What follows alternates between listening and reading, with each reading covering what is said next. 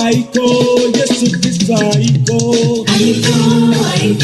Yesu, Aiko, Yesu Kristo, Aiko,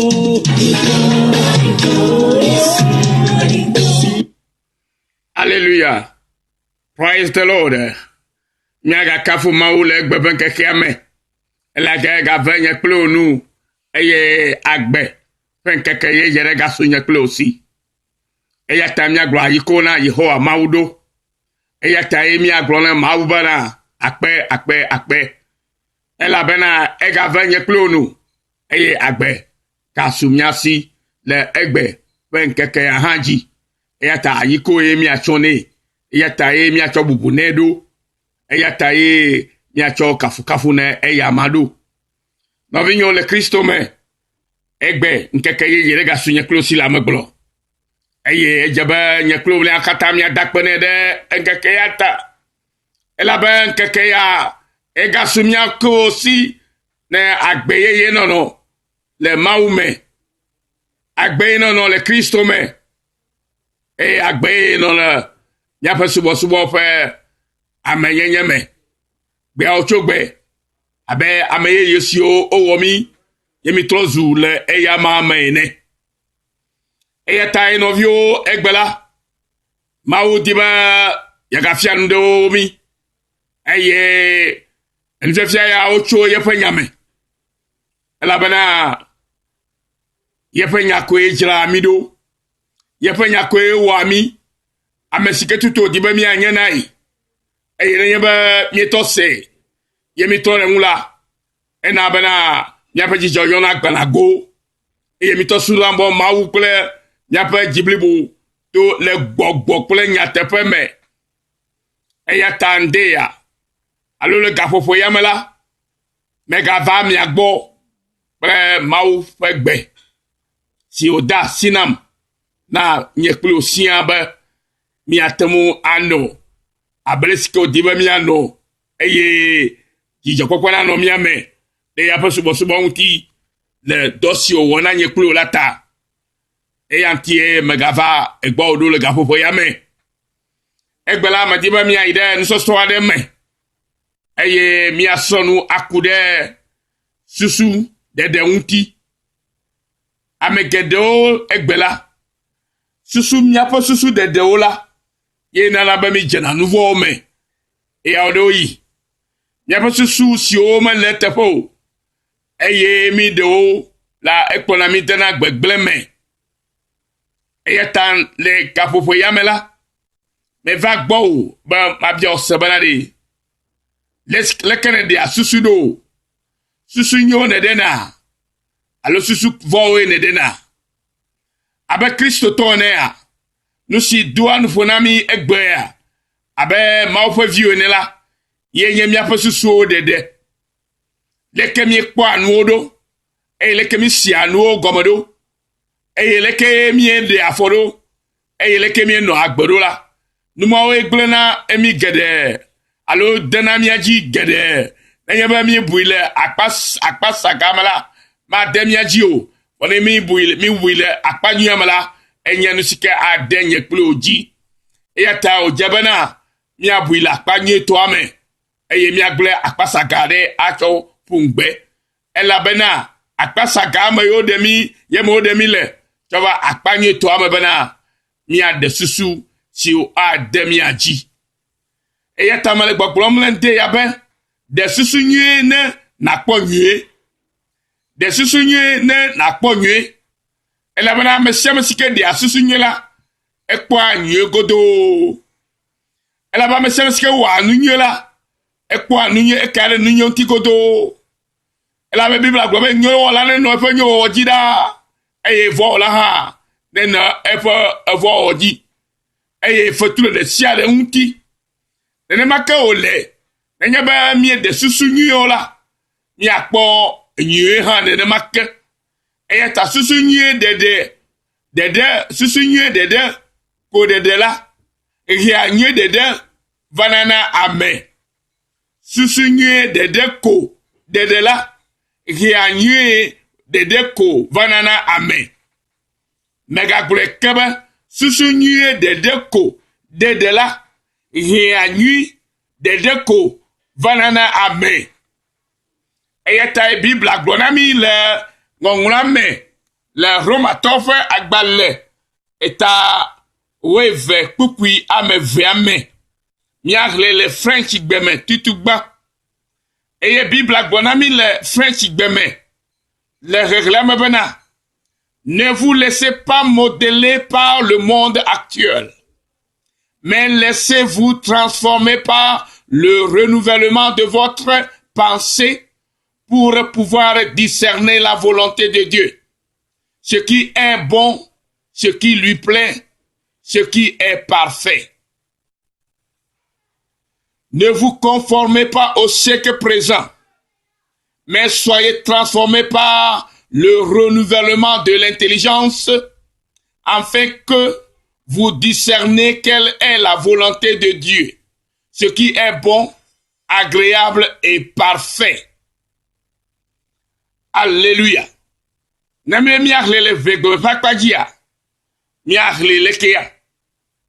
Migazo azon de siame pe nudo anio nu o kebom mitro to miafe tamosusuo fe yeye wowo me ekema miatengu anya akpo kakaleji le nusi mawu fe lolonu nyelang efe lolonu si nyo eye wodje hede blibola. Alléluia.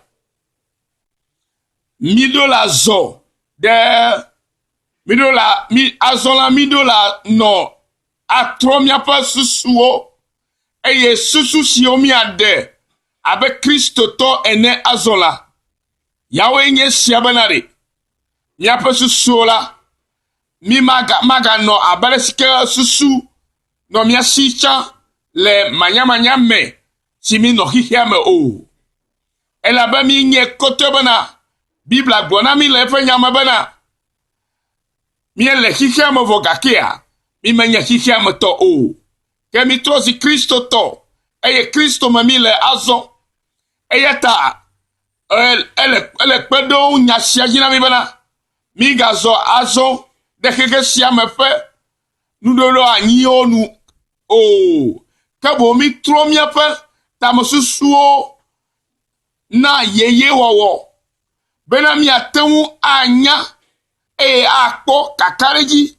le nusi mawu hololonu nyela nki egbela ejefa bena Kristo to si ominya mia pa susuo pole mia pa tamosusuo la okplo ami yade nusi o me lebe mia bu onti kpo la gbo ela bele yebe tamosusuo va tamano la adola nya kote bena enye mafo lolonu lo alo menye mafo lolonu ma ha adola nya bena mawe de fie bena nenema olelo alo menye nenema olelo ma ha eye afisiana ni atemo anya siola eje bena aberke Biblia gblene la mi do la wo mi ape esusu yeye mi adasi mi ape susu na mawu ke gbo mi va bena la tro mi ape susu yeye nenye be etro mi ape susu yeye la mi ape tamo bubu ozo katala anye yeye le eya mame eye mi atema ajesi nusi ke nye pe lolonu ela bena yibe ape tamo susu o tufu alo o dokple susu manyo la ami matoma nya ma ofo lolonu keje enu eye onyo na wo o eyata o jebana nyeklo la mi esike mi trozi apoto la tola mi do la tombe pe tam susu mi pe amenyenye kata agblele ya pe popote mi maga no agbe abe amekuwa ene o bena amekuwa pa susu si o no mi ame eyo chakanami eyo blunami eyo frunami yemi dia susu makomako susu manyo de mia tono ko de mia havi otila melu la ga no mi ame ke o te bo mi ada si mi apata mo susu Premier pas menyenye katambli boa. Agbele mi pa poto pasime. Alebena iya tema tro mi peta mobubuo na ye wowo. Bena azola ne mi atoma senu gome. Abeske French gbene. Be mi atoma discerner. Alo atoma anya no ape goglo mala. Mi atoma anya ma folo la.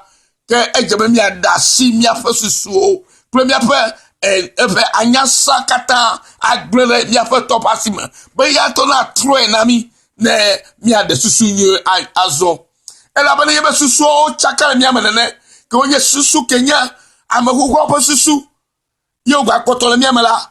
Ke mi ape susu a chakale gbegbena. Mi atomaton atozi aton nabe mi ale dofan. Aton nabe na mi atomu a chakale mi ape susu me. Eye mi ma atoma a dojesi. Ma ofo lolonu le MO. Ela bana yebe susu kokua. Kenya me kokua pa susu. Gale mi amela. Ke mi ma tomu nya ma ofo lolonu o. Eye mi atoma o ma ofo lolonu. Sika aje ma onu bana wa demi on haji o. Wole yebe mi da si mi pa susu o. Alesko jebe mi da si na mi pa poto. Beneto na troe. De alesko dinu la. Emapko atema pere mi atibana. Mi anya ma ofo lolonu. Eye mi awo efo lolonu. Eye mi atoma jenu. Le Yesu Christo.com. Eyata. No vio le Christo me. Elle veut venir ni plus. Abesike Philippe Tofa gbale ha gbena minene. Philippe Tofa gbale ta me ne kukui ameni. E ha gbena be na mule bala. No vi lolo. Nous si o nya nyatefe.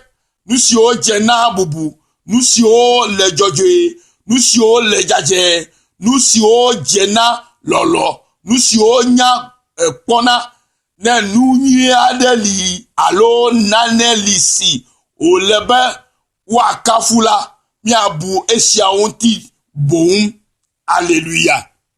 Élevez ta frère, c'est au reste frère que tout ce qui est vrai nous si que l'est fait n'a te fait. Alléluia. Nous si que l'est fait n'a te fait. Il a niamia monsieur le Christ me fait suso mais il a nommé pas suso mais azon.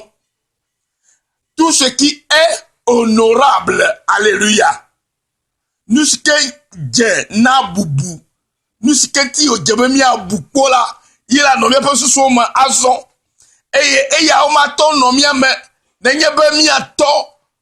Mais ebele mi ato mi atema webe anommé mo kebo mi ato mi ko agblele amesike ke imanya megbeto kenye de la Yesu Christo la bonana toma tromia pa suswao ne mi atomu ade susu sike onuka su kenye nyate pa susu ya no mi ape ejiome ya no mi ape amenyenye me esion jena bubu nga ato no mi ame alléluia esio le jojo alebena mi atoma ano agbojojo. Alléluia. Tout ce qui est juste et si on le jojo oh oui la non bien mais nous si on le jadje tout ce qui est pur denye ba nye klomi da si mi aposo so na poto bena transformer na tro weye la susu si o tombe la non bien mais ya nous si jena lolo si o jena nyatefe si o jena bubu si o jena sinye jojo nyenye to si o le jaje yonti ko nu si o jena be na lolo nu si o nya pona esia o koe la to no mi ame alebe mi aton nya ma o po lolo nu eye aton kafu ma hu aleske oje ovi yo le Kristo me eye ati konya nye kwe famba na nenye be mi aposo so me chakala mi ma ya kenye ma o po lolo nu konko le me o vole mi aposo so me ko yemi da si mi afa me tiekata de Yesu Kristo pasi me be afeto Yesu su me chakala gbegbe nyema gato jesi kenye o lolo nu o eyata mele kuku dem na obenade na pere untinye bena matem na tema aklo nye susume aklo nye jime aklo nya me tiame bena matema anyona o alebe susu si o jena nye nyatefe susu si o nye bubu nu si o jena jojo nye to ki o nye jaja nye to o ki o jena lolo to o ki o jebo wa nya popola na no nye susu me bena mato nya o lolo nu awo o lolo nu. Alléluia. Eye la nya klo fe gbedodo la gbesi egbe. Oh, afeto, nye susu me chaka. Afeto nye ji me chaka. Papa nye ametia me kata chaka. Eya ta ma dog bera be na kpere wunye. Nena na be na tro nye susu ole skeme bua. Susu la na tro ye. Eye nye matema tro o. Keme bia wo kpekpere wu. Bena wo kenye nye afeto la. Nye susu pe nye ametia kata nye to azo. Eya ta me chodo kuye na bena.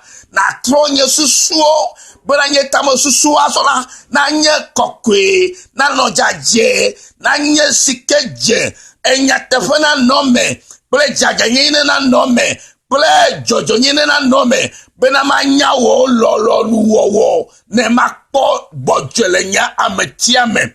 Ela bena me siame sike nya ma ofo lolo nu, yo wona la, ekwa bojele edo kime, ekwa vovole edo kime, ekwa enkao, etifafa na edo kui.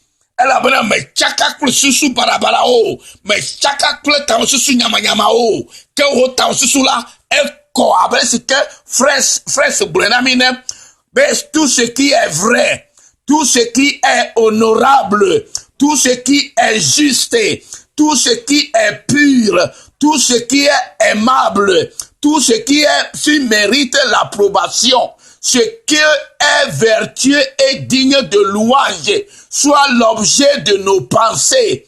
Alléluia.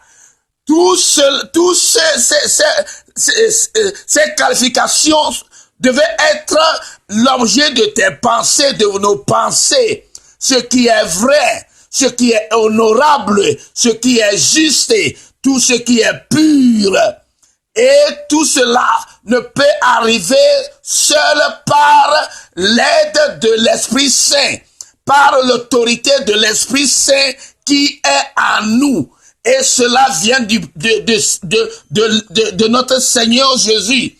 Et c'est à nous de le demander. Et c'est Père éternel, mon Dieu, je suis confondu, je suis chargé de mauvaises pensées. Alors je t'invite dans ma vie de me délivrer de toutes ces mauvaises pensées et de me rajeunir afin que je puisse devenir un outil qui est utile pour toi, pour que je puisse connaître ta volonté. Alléluia. Et le Seigneur qui nous aime le fera. Alléluia. Parce que tu l'as demandé, tu lui as demandé de le faire pour toi. C'est à nous de nous confier en lui, afin que lui, le Seigneur, puisse se charger de nos problèmes. Alléluia. Quand nous avons des pensées doublées, des pensées, de mauvaises pensées, nous ne pourrons jamais avancer. Nous ne pourrons jamais aller de l'avant. Seuls, nous devons demander au Seigneur Jésus-Christ, celui qui nous a sauvés, de nous prendre en charge et de nous débarrasser de toutes ces mauvaises pensées pour que nous puissions devenir quelqu'un de vérité, quelqu'un qui dit la vérité en tout moment, qui est juste dans ses propos, qui est pur dans son cœur, qui est une personne qui a l'esprit de l'amour et qui mérite l'approbation, qu'on puisse dire, voilà, cette personne-là, c'est une personne qui a l'Esprit de Dieu, qui est dirigée par le Saint-Esprit de Dieu. Et tout ce que tu feras sera vertueux et digne de louange. Alléluia.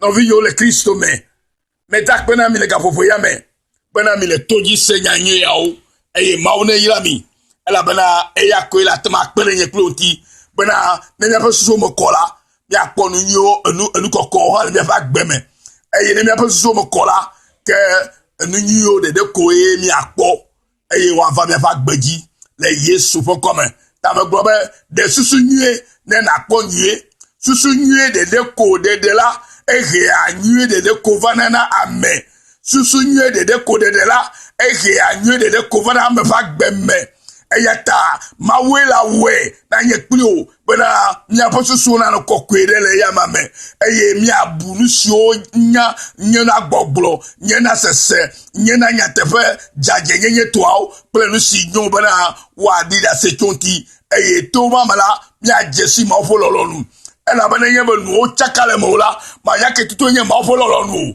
yakere nyebe ma oto osusu eye bua susu de dodonua leske ma ote bana nola ke anya ma fololonu atonu agbena mawu oto a jijo anomu enyema osusu chaka le no amegbetopo no nu ono tala ke oto kata la chaka eyata ejebana na da siki ke me fanya odare na chodoko na foto Yesu Kristo blibo benane wo ameto resike odibe na yenai oya na nya amesike ajesie fololonu wo ya ya shokatale ye fololo nuo mala anye domenyi na mi okata na o le kecho ye penyasio de dome ma o ne pere mti o egbea ne pere mi akata nti egbea e la besusu ya o togbela ye le lugbe mi akwe Kristo to ye nti egbele mi akwe Kristo to ba gbeno no me eyata mi abia ye o ma o bana ne de susu barabara o se ona le mi ame ne mi abesu na ko ne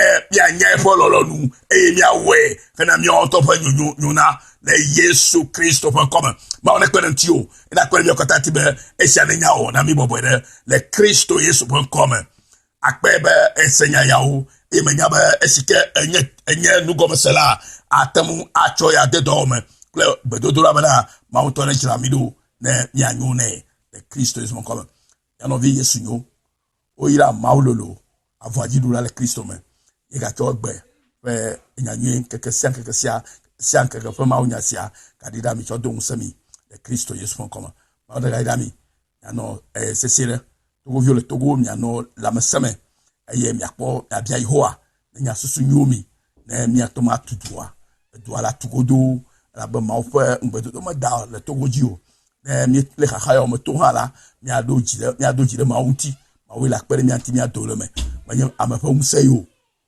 nya amafa musayo ma we yona mebo ne kprodu nenye ba yamare to abana kplodo la ebe gamala su eye to anyo zaria yomi no godo dorajiko majujo eye mawu to adofa asi ona msidi da togoji eye kekema maditiola togo akpo nsika onya na ba akpo eye ma anyo mi ado motor siara eye mi amesio kata odo dasi ado asina la mido la wenyi bana na togo vio kata fofu popo ma odedo asina mesiame na manya no la o ma ji o ji o le Togo e Togo vie gba le gbeji chagbe ya odo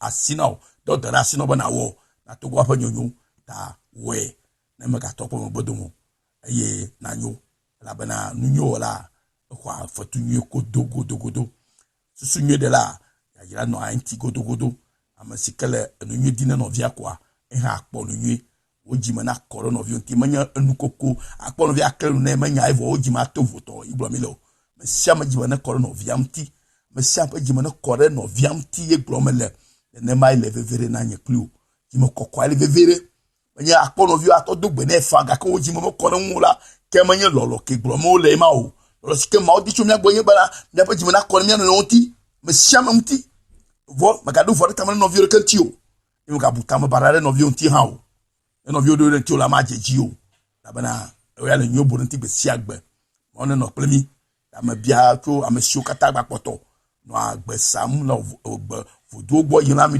no tenu ma wowo la ma ton dem ajio mo nye vo wowo yen nu gbegbele sika ba cho acho mi antoji ta mega don ne manami o ma ulo mi akata be mi akpo de detail yesu be na pere mi anti mi akpo ye pe ngbedodo si odo ne fa gbente ne va manami akata lo yesu kon koma amen isa de novinho